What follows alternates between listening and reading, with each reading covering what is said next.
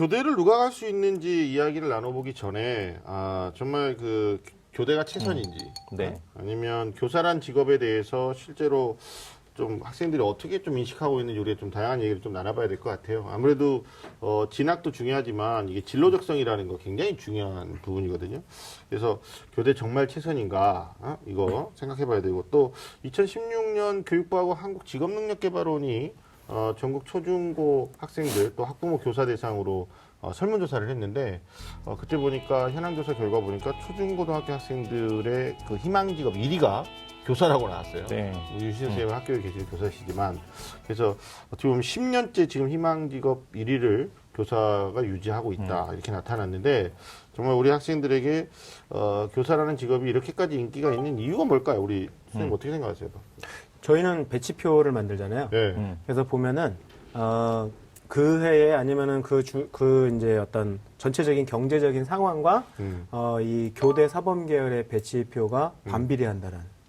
네. 그래서 배치점이 네네네. 지금 10년째 폭등하고 있다는 건 그만큼 또 우리나라 사회가 경제적으로 좀 안 좋은 상황이다라는 건. 경제 상황이 안 좋으면 네. 교대나 사범 계열에 지원하는 학생들이 네네. 급증하는 거네요. 네네.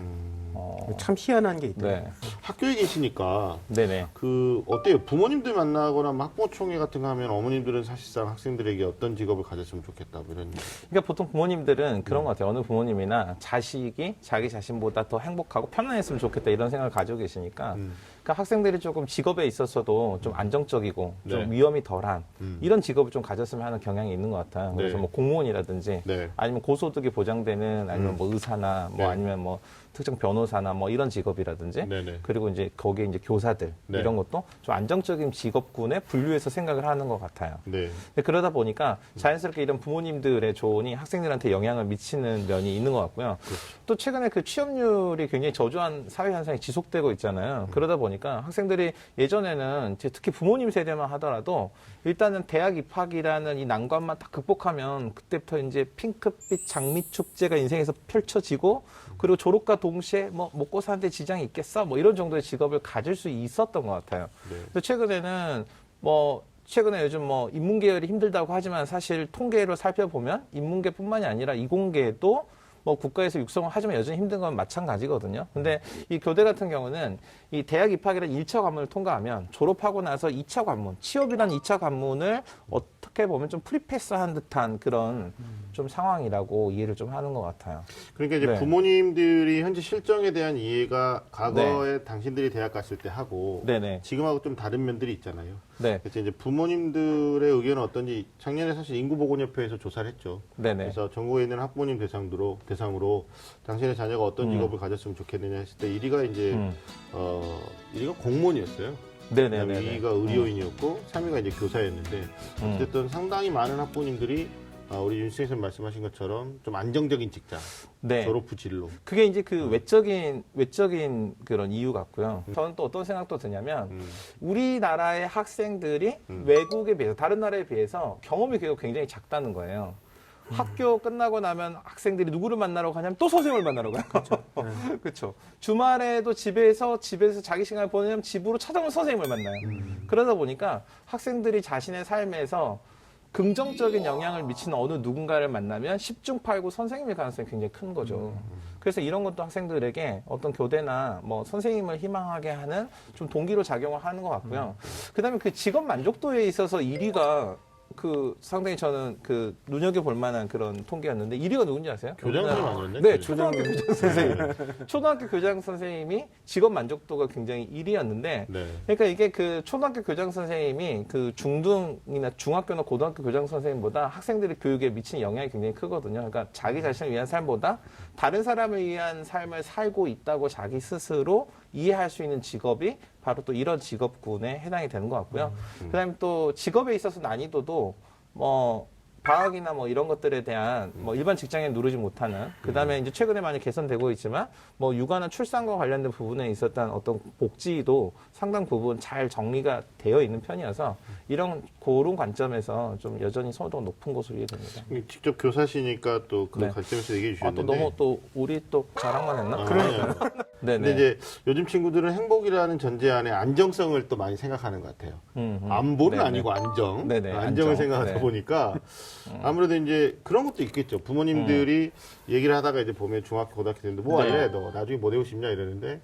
선생님 할까? 뭐 이렇게 네. 되고. 그다음에 수치상으로도 지금 무시를 못하는 게 그 2015년 말에 발표하니까 뭐 거의 2016년 자료인데 교육부 자료를 보니까 우리나라 4년제 대학을 졸업하고 취업률이 64.4%예요. 네네. 인문계 자격 다 네네. 합쳐서. 네. 그다음에 이제 2년제 대학이 69.5%인데 네. 교육대학은 무려 85.7%란 말이에요.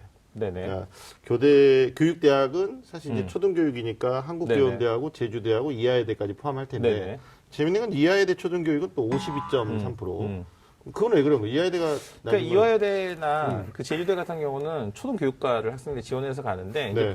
보통 대학의 이제 커리큘럼이 학생들이 단일 전공만을 이수하는 것으로 끝나지 않고 뭐 복수 전공을 이런 걸 할 수 있게 되거든요. 그러면 보통 교직 과정, 초등교육 뭐 교사가 되기 위해서는 전공 말고 이 교사들이 마땅히 배우는 필수 과목이 있는데 이미 그 초등교육을 전공을 하면서 교직을 이수했잖아요. 그러니까 다른 교과목에 대한 전공 학점만 이수하면은 뭐 중등의 뭐 영어 교사나 중등의 국어 교사나 이런 것도 가능하다 보니까 보통 이런 학교의 졸업생들은 뭐 중등으로 진출하는 학생들도 상당히 다른 학교에 비해서 많다. 뭐 이렇게 이해하시면 될 것 이하여대 또 같습니다. 다른 과들도 있고. 네, 뭐 맞습니다. 여러 가지가 근데 있어요. 저는 이 직업을 선택할 때 네. 네. 안정적이다란 말이 맞는지를 한번 생각해 보고 싶어요.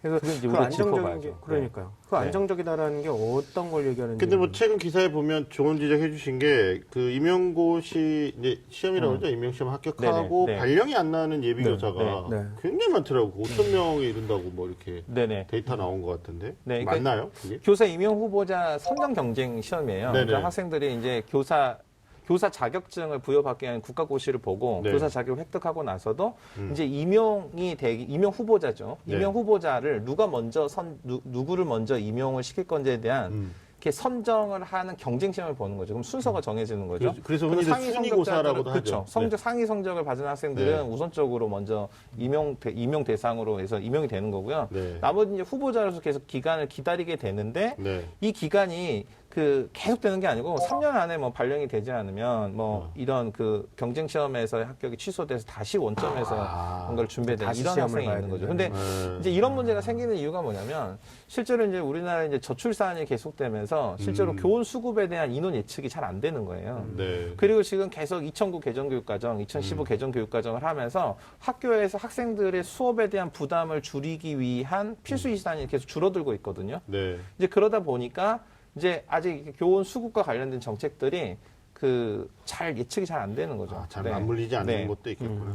네네. 실제로 내년 3월까지 발령이 나지 않으면 네네. 실제로 아까 3년 내에 발령 못하면 취소된다고 그랬잖아요. 네네. 네. 그 인원도 157명이나 된다고 하니까. 물론 이제 이걸 또 전체적으로 보면 네. 비싼 등록금 내고 4년제 명문대 명문학과를 졸업했어도 취업이 안 되는 친구들하고 1대1 비교는 할 수는 없겠죠.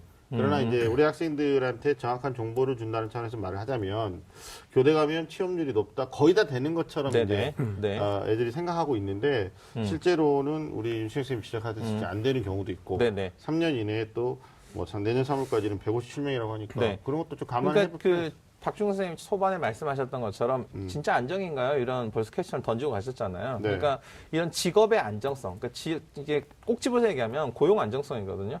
이 고용 안정성을 계속 보장받을 수 있는가에 대해서는 그 불확실성이 교대 졸업자들도 역시 요즘의 졸업생들과 마찬가지로 점점 커지고 있다. 이거 안정적인 분명하게 면에서 좀 자유롭진 이해해야죠. 않다. 네네, 그렇죠. 자유롭지 않은 거죠. 네. 그래서 저는 이런 그런 교직을 생각하는 친구들은 그런 것보다도 정말 궁극으로 돌아가야 되지 않나라는 궁극. 생각을 해요. 네네. 본질적으로 그렇죠. 어떻게 인재를 키우는 거고 나 직업이라기보다는 네네. 정말 스승이 되는 거잖아요. 네, 나 선생님. 이거 궁극 이거 8페이지 정도에서 얘기하려고 했는데 죄송합니다. 궁극적인 얘기를. 그러니까 진로적성과 관련된 얘기가 자연스럽게 나온 네, 거 같아요. 맞아요. 실제로 상담 학교에서 하시다 보면 그 진로직성 어떤 아이들이 교대를 가야 된다고 생각하십니까? 그러니까 일단은 학생들이 이 교대를 희망하는 학생들은 자기가 가르치는 것에 소질이 있다고 생각하는 학생들이 많이 있어요. 네. 그래서 저는 가르치는 게 소질이 있고 또 소질이 있으니까 잘하고 또 보람도 느껴요. 이런 학생들이 많이 있고요. 근데 실제로 이제 제가 봤을 때는 이 교사의 자질을 봤을 때 가장 중요한 건 소통과 이해 능력이에요. 그러니까 오히려 가장 뛰어난 사람들이 교사가 되기가 힘들어요. 왜냐하면 자기가 완벽하면 남이 부족한 걸 이해하기 어렵거든요. 아. 네. 그래서 실제로 왜 그 고대 그리스 신화에 보면요. 이 영웅들을 길러내는 그런 스승들에 대한 이야기가 잠깐씩 나오는데 대부분 그들이 누구냐면 반인반수예요. 그러니까 뭐 반은 뭐 이렇게 반은 뭐 말이고 위에는 뭐 사람 켄타우루스가 이렇고 뭐 밑에는 염소인데 위에는 사람이고 뭐 사티루스가 이러고 이런 식인데 이런 애들은 그러니까 머리 있는 사람이라서 늘 하늘에 있는 별을 향해서 진리를 추구하지만 몸은 이렇게 네 발로 땅을 딛고 있으니까 늘 욕망에 이끌리거든요. 눈빛이 반짝하시잖아요. 그래서 자기 자신의 허물과 부족함을 거울 삼아서 다른 사람을 이렇게 별로 인도하는 자들. 근데 이게 사실은 교사들이 가지고 있어야 되는 그러니까 자기 반성적인 성찰이 가능한 그리고 소통이 가능한 그 대신에 자기가 최고의 교사가 되기보다는 자기는 평범한 교사지만 학생의 눈에 학생 자신도 모르는 뛰어난 걸 찾아주는 뭐 이런 게 자질이 좀 필요한 거죠. 그러니까 학생들이 내가 엄청 잘 가르쳐요. 이거 사실은 교사라는 그 직업의 본질적인 궁극의 관점에서 봤을 때. 네. 우리 좀 더 네. 뒤에서도 얘기하겠지만 그 맞아요. 다른 네. 모집단이 학과들하고 다르게 교대는 또는 네. 초등교육과는 이제 면접이라는 안전장치를 통해서 단순한 인성만 평가하는 게 맞습니다. 아니고 네. 지금 우리 선생님이 얘기한 게 진짜 이해와 소통이 굉장히 중요하거든요. 네, 맞아요. 네. 뭐 저는 이제 공교육에 계신 분들 누구다 뭐 이렇게 얘기하지는 않겠고요. 네. 사교육에 이제 계시는 분들 중에는 우리나라 최고 대학 나오고 뭐 교육 사범대 나오셨는데 애들을 이해를 못하는 거야. 넌 이것도 네. 모르니? 뭐 이렇게. 너도 이걸 몰라? 뭐 이런 거. 그래서 엄청나게 상처를 주고. 네. 소통 안 하죠. 박준 선생님 어떤 덕목이 있으면 좋을 것 같아요? 저는 뭐 그냥 아주 간단한 건데요. 음.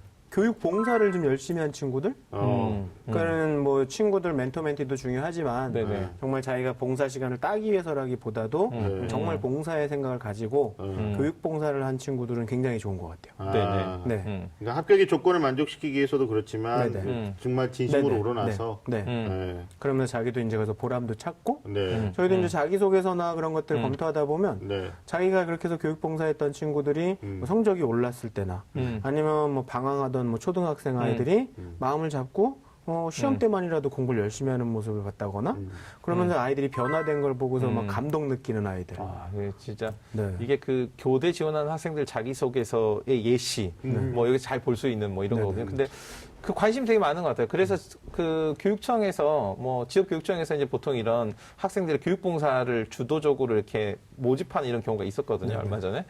근데 어떤 일이 있었냐면 멘티, 그러니까 교육봉사 수혜 대상자인 학생은 모아봤더니 한 10명밖에 안 돼. 근데 교육봉사를 희망하는 학생들은 모아봤더니 한 5, 600명 정도 되는 거예요. 네. 이것도 이제 우리가 뒤에 가서 한번 좀 이야기를 다시 본격적으로 나눠봐야 될 필요가 있는 거죠. 알겠습니다. 저는 개인적으로 이제 뭐 이해와 소통, 그 다음에 사회약자에 대한 뭐 관심과 나보다 못한 사람 이웃을 봉사하는 것도 중요한데 그 교사, 특히 초등학교 교사가 가지고 있어야 되는 덕목 중에는 뭐 그게 이해 소통일 수도 있어요. 근데 진짜 정말 아이들을 좋아해야 된다. 이런 생각해요. 네. 그러니까 이 요즘 아이들이라는 표현을 굳이 네네. 쓰자면 저희 집에도 있는데 요즘 초등학교 교사가 네. 감정 노동군에 해당된다. 그렇죠. 라고 감정노동군에 해당이 돼요. 왜냐하면 네. 학생하고 커뮤니케이션하는 어떻게 보면 집단인데 또 뭐 애한테 자기는 그냥 아무 의미 없이 뭐 상처 주려고 의도적으로 한 것도 아닌데 네네네. 툭 됐는데 집에 가가지고 제보를 하고 신고하고 네네, 그러면 또 네. 집에 계시는 보호자가 네. 삐요삐요 출동해가지고 네네, 네. 학교 와서 이건 뭐 교사하고 학부모의 싸움이 되고요. 막 이런 문제 네, 그런 일이 있어요, 흔하게. 많죠. 네, 저도 학교에서 학부모가 맞짱 뜨자고 이제 하기성 선생님이 아이를 좋아하는 사람이 교사가 돼야 된다라고 말씀하셨는데 아이들을 좋아하고 사랑하는 사람들은 어떤 한계를 가질 수밖에 없냐면 자기가 좋아하고 사랑하는 사람이 있어요. 그러니까 자기 기준이 있는 거죠. 스타일. 왜냐하면 자기가 누군가를 좋아한다면 좋아하지 않는 사람이 있을 수밖에 없는 거죠. 그러니까 저는 아이들을 학교에서 만나는 아이들을 지금은 사랑한다고 생각하지 않아요.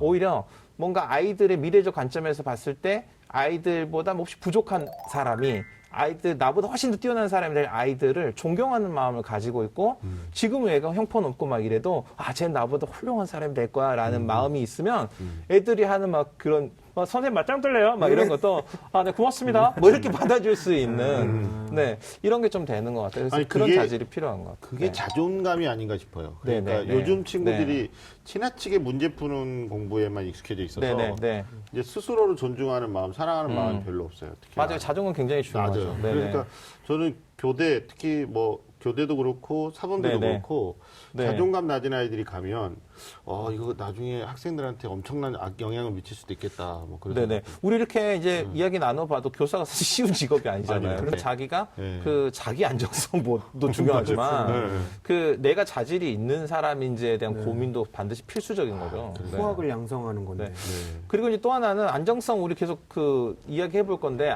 제가 이제 교사 입장에서 봤을 때 안정성이 없어요.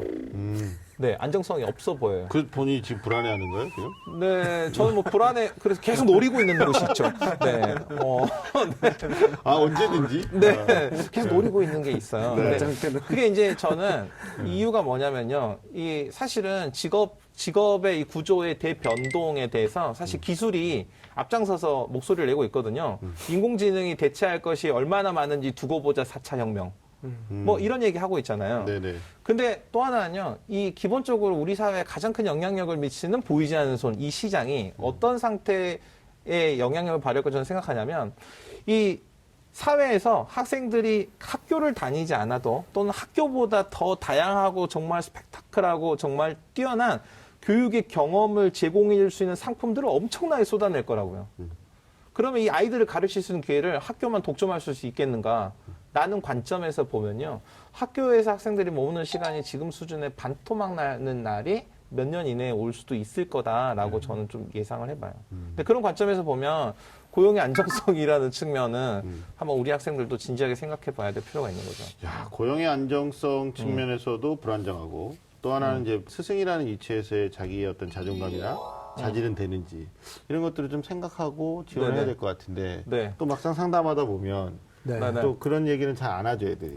그러니까 저는 그렇게 생각해요. 어떤 직업도 안정적인 직업은 없다라는 거예요. 맞아요. 네네. 자기가 즐기고 재밌게 할 수 있는 자기가 거기서 보람을 찾는 게 안정적인 직업인 거지 네. 직업에다 자기를 맞추는 건 아니다라고 생각하거든요. 네.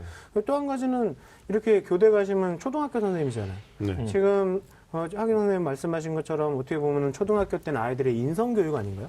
그게 AI로 가능하냐라는 거죠. 네. 그래서 어떻게 보면 선생님이란 직업은 절대 없어질 수는 없는 직업이고 네. 4차 혁명이 흔들릴 수 있는 직업도 아닐 수 있지만 그만큼 자기가 준비되어 있냐라는 거죠.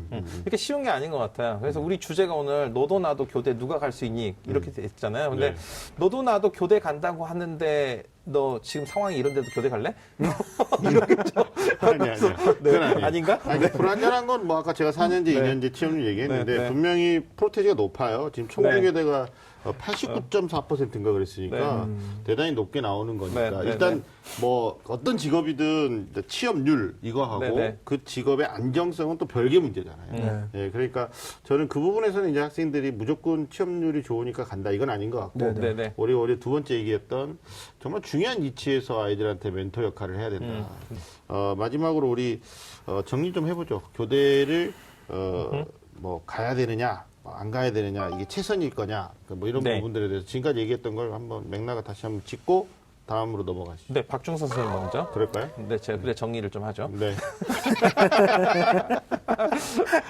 갑자기. 저는 진짜 진정성이 있는 친구들이 갔으면 좋겠어요. 네네. 그래서 정말 학생들을 길러낸다라는 생각으로 저 아까 네네. 저희 윤정 선생님 말씀하실 때 막 가슴이 뭉클했어요. 나는 좀 부족한데 나보다 더 뛰어난 사람이 돼야 된다라는 그런 사명감 가지고 네네. 그러셨구나라는 생각이 확 들면서 옛날에 저희 선생님들이 막 몇 분이 막 지나가시는 거예요. 네.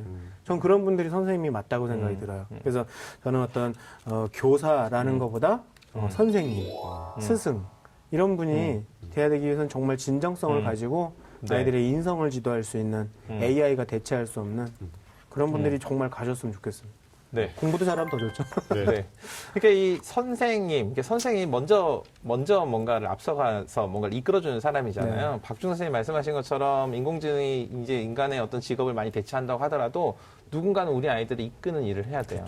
네. 그래서 사실은 근데 지금처럼 예전처럼 안정적이지도 않고 어쩌면 보다 더 어려울 수도 있고 어쩌면 더 대접을 못 받을지도 몰라요. 예전 전통사회가 가지고 있는 교사로 스승으로서의 존경도 못 받을 수도 있어요. 이렇게 힘든 상황인데도 진짜 뭔가 이런 힘든 일이지만 해보고 싶어요라는 도전 이런 게 있다면 저는 이런 학생들이 교대로 갔으면 좋겠습니다. 정말 좋은 말씀하셨습니다. 문득 섬김이라는 단어가 생각이 나요.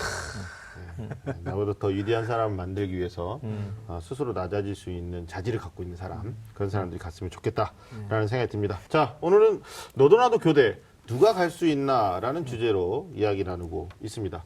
자, 여러분은 지금 좀 아는 쌤들의 리얼리스트 토크 입시본색과 함께하고 계십니다.